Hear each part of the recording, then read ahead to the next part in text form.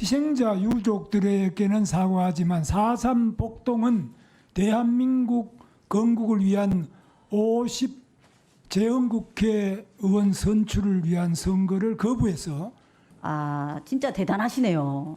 예, 생각보다 더 대단하시네요. 최소한 왜 국무위원 대단합니까? 후보자로서 예. 아니 얘기하지 마세요. 얘기할 권한이 없으세요. 제가 대답을 하라고 할 때만 하세요.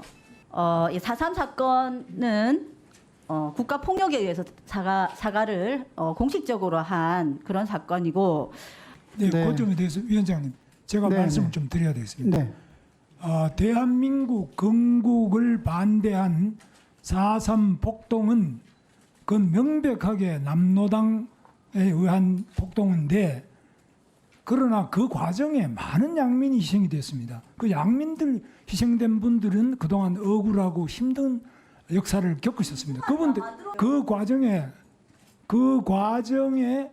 억울하게 희생된 양민이 많았어요. 폭동이라고 하시니까 문제가 되는 거잖아요. 공산 폭동이란 말이에요.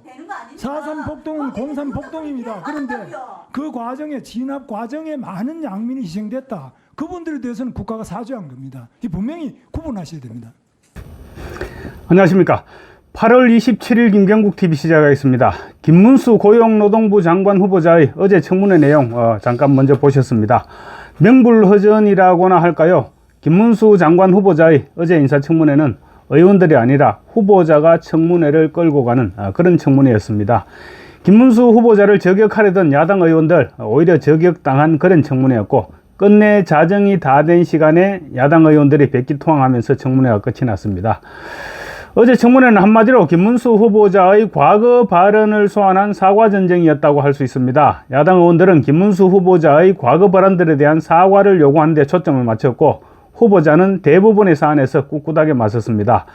민노총은 김정은의 기쁨조, 노동계는 머리부터 세탁해야 된다, 이런 발언에 대해서 생각이 바뀌었냐, 이런 질문에도 바뀌지 않았을 것이다, 이렇게 잘라 말했습니다. 결국 자정 직전에 일제강점기 당시 우리나라의 국적은 일본이었다, 이렇게 얘기한 후보자의 발언을 핑계 삼아서 야당 의원들이 퇴장하면서 장장 13시간에 걸친 청문회가 막을 내렸습니다. 상대방이 원하는 것이 무엇인지도 모르고 장관을 하기 위해 무조건 사과해야겠다는 생각은 정말로 없다, 이렇게 밝히고 청문회를 시작했던 김문수 후보자의 일방적인 승리였습니다. 김문수 후보자는 좌파들에 맞서서 꼴통보수 이런 말을 들어가면서까지 대한민국의 자유민주주의를 지켜야겠다고 행동으로 나섰던 사람입니다. 국회의원과 경기도지사라는 국회의원 3선이었죠. 그리고 경기도지사라는 경력에도 불구하고 모든 체면을 내던지고 아스팔트에서 과격한 발언도 서슴지 않았습니다. 청문회에서 야당 의원들이 공격한 막말들도 대부분 이 과정에서 나온 발언들입니다. 사실 시위를 하다 보면 발언이 좀 과격해질 수도 있고 때로는 선을 넘을 수도 있는 것입니다. 김 후보자는 그런 부분들에 대해서는 어제 마음의 상처를 입은 분들이 있다면 사과한다, 이렇게 사과 의사를 밝히면서도 팩트와 관련해서는 한 발짝도 물러서지 않았습니다. 어제 청문회는 정인선서도 하기 이전부터 사과 전쟁이 시작됐습니다. 일부 야당 의원들은 청문회가 시작되자마자 김문수 후보자의 사과부터 요구했습니다. 김 후보자가 과거 국회를 향해서 빨갱이, 기생충 이렇게 비난했던 부분, 그리고 세월호 참사와 관련 죽음의 구판 발언, 또 문재인을 겨냥한 총살감, 이런 과거 발언에 대한 사과를 요구했던 것이죠. 김문수 후보자가 한마디로 정리했습니다. 아직 정인선서도 하지 않았다, 사과를 요구할 때도 아니고 사과 요구가 맞지도 않다, 이렇게 일축했습니다. 심지어 민주당 박홍배 의원은 김문수 후보자의 의료 기록 제출을 요구하기도 했습니다. 그래서 김문수 후보자가 무슨 소리냐, 이런 뜨악한 표정을 짓기도 했습니다.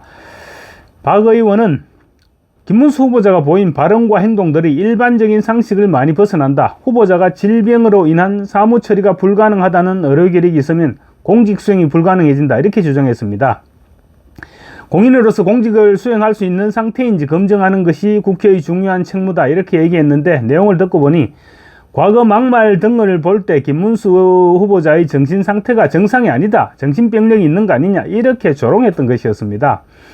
시정잡배들에게나 들을 수 있는 수준 이하의 발언이었고, 의료 기록을 제출하라는 자체가 의원의 자질을 의심케 하는 발언이죠. 자신이 없으니 청문회를 아예 하지 말자, 이런 말이나 다름없어 보였습니다. 국민의힘 우재중 의원이 김 후보자의 과거 막말 발언과 관련한 의료 기록을 확인하자는 취지로 보이는데, 말하자면 후보자에 대한 정신병력을 조회해야 한다는 의심이 드는 모욕적인 발언이다, 그렇게 얘기하면서 그런 막말을 문제 삼으려면 민주당 이재명 대표도 막말로 문제된 것이 많다, 이렇게 직격했습니다. 직접적으로 말은 하지 않았지만 박홍배 의원의 주장대로라면 이재명의 정신병력도 조사해 봐야 되는 게 아니냐, 이런 주장이었습니다. 민주당 의원석 쪽에서 난리가 났죠. 그렇지만 이재명 이름이 나오자마자 의료기록 문제는 쏙 들어가 버렸습니다. 또 일부 야당 의원들은 반헌법적 인사에 대한 인사청문회 자체를 열어서는 안 된다, 그렇게 주장하면서 청문회가 시작하자마자 40분 만에 정회사퇴를 빚었습니다. 속개된 회의에서 김문수 후보자는 소신 발언을 이어갔습니다. 김 후보자는 정인선서 이후에 학생운동을 1970년부터 시작해서 노동 현장에도 한 7년간 있었다, 이런 말로 야당 의원들이 기선을 제압했습니다. 야당 의원들 가운데는 일부 학생 의원 출신들도 있었지만 까불지 마라, 이런 얘기였죠. 김 후보자는 제가 했던 말의 일부를 가지고 위원님들께서 시비를 걸면 1년 내내 해도 부족하지 않을 만큼 문제도 많이 있을 것이지만 어떤 경우는 토론을 해봐야 할 점도 있을 것이다, 이렇게 말했는데 선제 공격을 한 것이죠. 할 테면 해보라, 이런 얘기였던 것 같습니다. 그렇지만 김 후보자는 지적을 모두 받아들이고 사과를 하는 것은 아니지만 제 발언 중에 상처받은 분들이 있다면 진심으로 사과를 드린다고 말해서 최대한 절제하는 모습을 보이기도 했습니다. 그렇지만 청문회가 시작되면서 대부분의 논란 사안에 대해서는 지금까지의 입장을 고수해서 역시 김문수다, 이런 평가를 받았습니다. 박근혜 전 대통령 탄핵과 관련해서는 헌법재판소 결정이기 때문에 인정한다, 그렇지만 문구 하나하나에 동의한다고는 말씀드릴 수 없다, 탄핵은 잘못됐기 때문에 역사적으로 재평가될 것으로 본다, 이렇게 잘라 말했습니다. 박 전 대통령이 뇌물죄로 유죄를 선고받은 데 대해서도 그분이 뇌물죄로 구속됐으면 저도 뇌물죄다, 그분은 정말 뇌물을 알지 못하고 받을 사람도 아니다, 이렇게 적극 옹호했습니다. 사실 당시 국정농단 특검이 최순실과 함께 박 전 대통령을 경제적 공동체, 이런 이상한 논리를 적용해서 뇌물죄로 엮었죠. 그런 논리라면 이재명은 벌써 1000번, 10,000번 정도 아마 뇌물죄로 구속됐을 것입니다. 당시 박근혜 전 대통령 탄핵 심판은 사실상 인민재판 비슷하게 진행됐었죠. 박근혜 딸이 정유라다, 아니면 박근혜가 불륜을 했다, 또 청와대에서 구판을 했다, 이런 온갖 가짜뉴스들이 판을 쳤고 결국 박 전 대통령이 그런 이상한 논리에 엮여서 징역 30몇 년 이렇게 선고받았다, 이런 점을 김문수 후보자가 지적했던 것입니다. 제주 4.3 사건에 대해서는 대한민국 건국을 위한 재헌 국회의원 선출을 위한 선거를 거부하고 건국 자체를 부정한 폭동이었다, 이렇게 명확하게 규정을 했습니다. 그러니까 그렇게 얘기하니까 정혜경 진보당 의원이 아니 국가가 사과를 공식적으로 한 사건이 아니냐, 이렇게 얘기하자 김문수 후보자는 4.3은 명백하게 남로당에 의한 공산폭동인데 그 진압 과정에서 많은 양민이 희생된 데 대해서 국가가 사과한 것이다, 분명히 구분하셔야 한다라고 한 수 가르쳐 줬습니다. 사실 4.3 사건에 대해서 이 정도로 소신 발언을 했던 사람은 제 기억에는 별로 없었던 것 같습니다.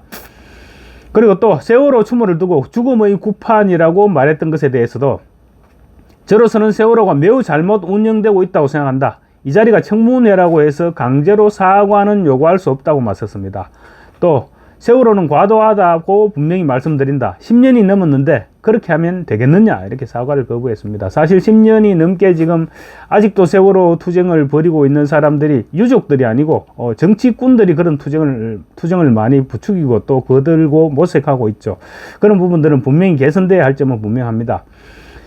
김문수 후보는 다만 상용차 노조를 자살 특공대다, 이렇게 한 발언에 대해서는 반성할 문제가 아니다, 이렇게 답했다가 제가 기억하기로는 그분들이 우리는 자살을 하면서도 진압을 막겠다, 이렇게 말했던 걸로 제가 기억을 하는데, 만약에 그분들이 그런 말을 한 적이 전혀 없었다면 자살 특공대라고 했던 제 말은 사과를 해야 마땅하다, 이렇게 말했습니다. 본인들이 말하지 않은 것을 토대로 자신이 그렇게 얘기했다면 그것은 문제가 있다는 유연하고 합리적인 입장을 보였던 것이죠. 제풀에 꺾인 민주당 의원들은 김 후보자의 일제강점기 국적 논란에서 탈출구를 찾았습니다. 자칫하면 밤새 끌려다닐 수 있는 그런 청문회였는데 청문회를 파행으로 끝낼 명분을 찾았던 것입니다. 문재인 전 대통령이 지난 2018년 건국은 1948년 8월 15일이 아니라 1919년이다 이렇게 말했을 때 김 후보자가 당시에 이상한 이야기를 하고 있다라고 지적했습니다. 민주당 박홍배 의원이 그 부분을 김 후보자의 그 발언에 대해서 지적하자 김 후보자는 일제시대 우리 국적은 일본이었다 이런 입장을 거듭 확인했습니다. 대한민국 임시정부의 법통을 이어받은 것은 맞지만 나라가 망했는데 무슨 국적이냐, 나라를 빼앗겼으니 당연히 당시 국적은 일본이었다 이런 점을 지적한 것입니다.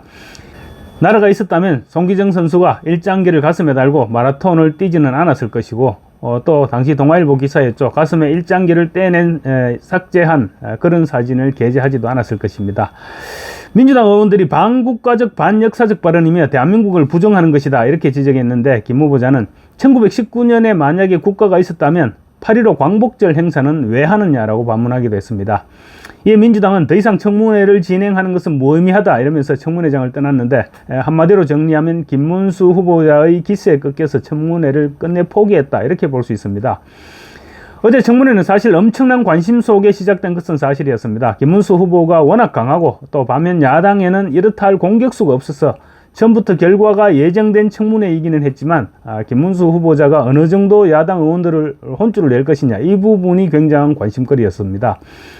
특히 야당 의원들은 김문수 후보자의 전투력을 익히 알고 있었기 때문에 섣불리 막장까지 몰고 가지 못했던 것으로도 보입니다. 만약에 야당에 실력 있는 공격수가 있었더라면 어제 청문회는 아마 굉장한 혈투가 벌어졌을 것인데 어떻게 보면 살짝 아쉽기도 한 그런 청문회였던 것 같습니다. 감사합니다.